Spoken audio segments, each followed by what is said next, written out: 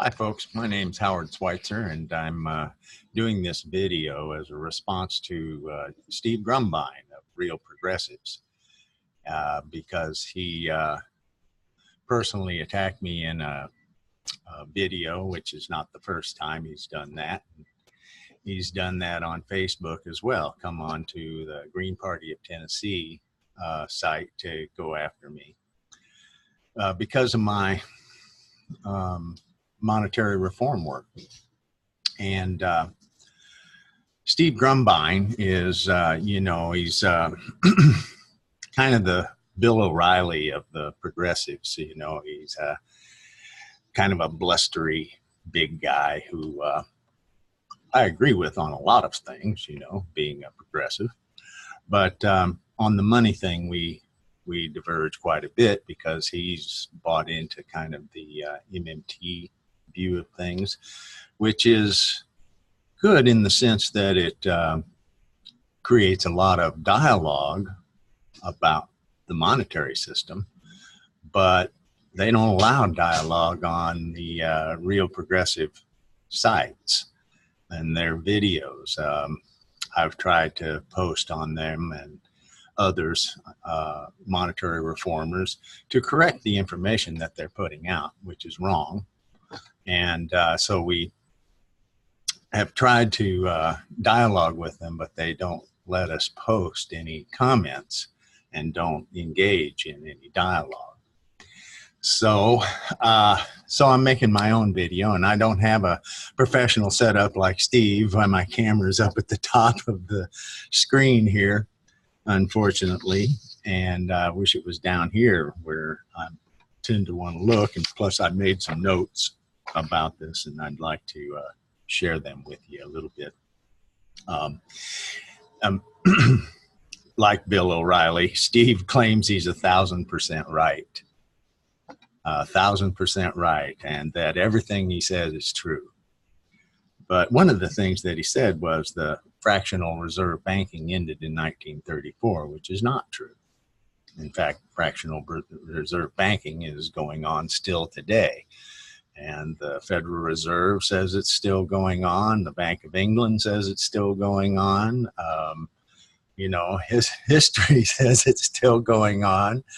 And the Fed itself, in its, let's see, what was it? They had they published a guidebook, Modern Money Mechanics, some years ago, and published it for quite a few years in a row, but then disbanded that recently when I think interest in monetary reform started coming up. And MMT I see as kind of a banker-backed effort to derail monetary reform, because what they say is we don't need to change the system. We can just spend. Well, I'm good with public spending, and anything that is physically possible and socially desirable is financially feasible. But what Congress needs to do is change the law so that they can do that. Because right now, the law says they borrow it. They borrow it from the commercial banks by selling bonds. And, people have pointed that out long ago, like Henry Ford and Thomas Edison both have pointed out that that's silly way to do it. I mean, a government shouldn't be borrowing any of its money from commercial banks, because the Constitution gives us the power to create that money. And all it takes is Congress to make the law to do that. They made that law. The Continental Congress did that to fund the Revolution in the first place. Lincoln, the Congress did that to issue greenbacks for the Civil War. And they could do it again to address the climate situation and poverty and everything else, because the government could create the money and do that. Well, they say, never mind that, just go ahead and spend, never mind the deficit, never mind the debt, saying that the debt's not real somehow. Although we pay interest on it every year to the tune of I think it was $419 billion last year, so almost $500 billion a year. Now, And that's a lot. And they keep rolling it over every year because taxes don't near pay for the government's budget. And but MMT has a bunch of these axioms that don't make sense, really. They say, taxes don't fund spending. Well, it funds some of the spending. It's just a limited amount of money that comes into the Treasury. And Congress allocates spending, and public spending. All of public spending is good. Usually not for military, because when you spend in military, you're not really creating anything for the real economy. That's kind of inflationary spending, really, because it's putting money into the economy, but not putting goods and services into the economy that people want and use. And that's an important aspect of how an economy works. His personal attacks on me are basically around that, saying I've killed millions of people because I don't support MMT. I don't know how he gets that, but that's pretty crazy, right? What else does he say here? Talking about the Green Party, and that we should be focusing on solutions and not spending so much time being partisan. Well, being partisan is what happens at election time. I mean, that's what elections are about, is parties competing to gain power. And so the Green Party has a whole platform full of solutions for issues, all the issues that we can think of, and all the issues that are affecting people. Because most of the money that's being created by the commercial banks doesn't go into the real economy. It goes into speculation. That's what the 2008 bubble was all about. That was a ton of money in speculation that bombed, and then government bailed them out. How? Borrowing a bunch of money for them and creating a bunch of money, them creating a bunch of money to pay their debts. And we bought a bunch of their debt, is what the government did. And but it's a really important issue, and I just want to say, climate is something that we've definitely got to fight, and it's going to take a big political effort on all of our parts to make that happen. He mentioned Nixon, such as Nixon passing the EPA. Of course, Nixon wasn't a great guy, and of course there was this big push at the time for environmental reasons. In fact, that's why the Green Party was formed, because of Rachel Carson's book, and the really what it is the sixth great extinction that's in progress right now, with species disappearing at an alarming rate, because it's going faster than any other previous extinction that has happened. And that's why it's really urgent that we get this right and do it. Now, we could just go deep into debt, and they think that's okay, but that doesn't make much sense, and it kind of keeps the banks in power of deciding what it is we get to spend on. And they've got all kinds of ideas of ways that we could spend, and they think it's sustainable, but they're not really looking at it from a real scientific point of view. They're looking at it from a view of how much profit can I make, right? So we've got to change that.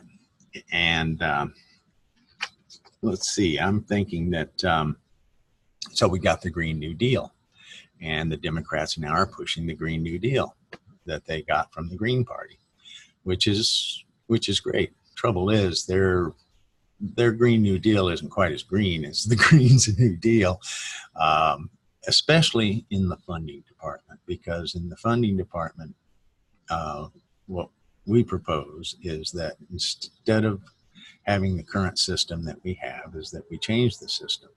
Like Kenneth Galbraith said, we need a new system where money is issued debt-free, that is issued without any debt obligation to it whatsoever, which is just like what the greenbacks were issued as. There was no debt connected to them whatsoever, and they were just spent into the economy. And that's why the people liked them so much. The people liked because it was permanent money that kept getting circulated. Because when you borrow money and you pay it off your loan, that principle of the loan gets destroyed.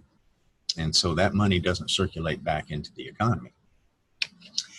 And they'll say things like the government is the monopoly issuer of the currency, which is a little bit of sleight of word, because, the government mints the coins and they print the currency, the Federal Reserve notes. Problem is, only the coins are really sovereign money, because they're the only ones that we, the people, get the seigniorage on. It's the only one the government collects the seigniorage on. The paper bills are printed and sold to the banks at cost of production, so the banks get the seigniorage on that money. But that all the cash there is, and this doesn't fund government spending, it's only 3% of the cash. Where the money comes from is commercial banks, loans. They loan that money into existence. They create it out of nothing and lend it. It's just numbers going up in their computer ledger books. And I just want to read this one statement that I had on this, which is reclaiming the monetary system for public purpose, as Greens propose, will require society to once again challenge the enormous power now wielded by private central markets, not just over the Fed and the U.S. economy, but over the global economy. It's really a global issue. That's why when 2008 happened, it affected the whole world. It didn't just affect the United States. It affects the whole world because it's the world's monetary system. And so it will require international cooperation between all the countries and citizens and the politicians. And above all, it'll require political will. And of course, that's what we're trying to build with the Green Party, and is the political will to address the problems that we have by paying for them with debt-free money.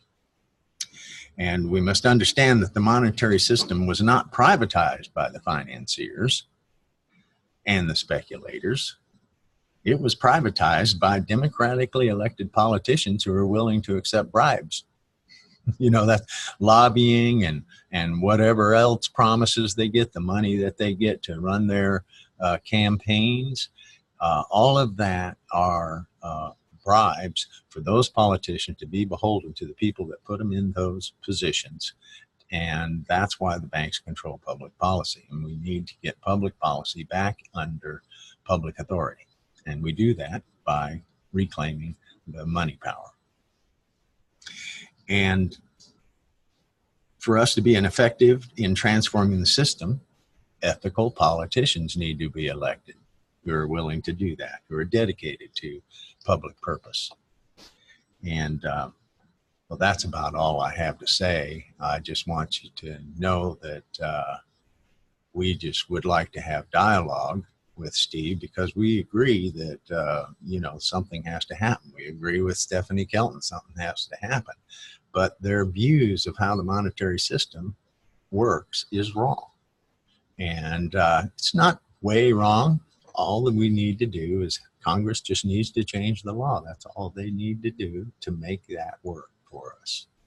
And so we need a lot of push. Well, they talk about the deficit hawks, the right. Well, they're not going to allow that. Well, actually, Barry Goldwater was in support of it. Ron Paul, they don't understand the money system exactly, but they know there's something wrong with it. And that's what's wrong with it, is that the private profit-oriented commercial banks control monetary policy and issue most of the money that we use and rent it to us all. including our government, including the corporations. Corporations are all in debt to them too. You know, it's run by the financial industry. They're the big one. And so it will require a big movement. And there is a big monetary movement going on now. It's an international monetary movement. I suggest you Google that and check them out. There is also the American Monetary Institute, which is a good place to learn about money. Although they don't have much money, so they don't have quite the presence on the web that other organizations have that do have a lot of money. And the Green Party is doing its part to try and bring this about. And we have that in our platform. And our Green Party in the U.S. and Green Party in UK are two Green parties that have that monetary change in our platforms. And we'd like to get the rest of the Green parties of the world on board for that too, and which I don't think will be difficult once they're aware of how it works. So anyway, that's about all. I just don't think I have too much more to say about that. This is just in response to Steve Grumbine's argument. And have a good day, everyone. And yes, let's build that political will to fight the climate crisis, the economic crisis. We can get rid of poverty too. We can buy health care. We can provide education free. I mean, some countries are already doing that. And why can't we? We're a wealthy economy. So take care, everyone. Appreciate your listening.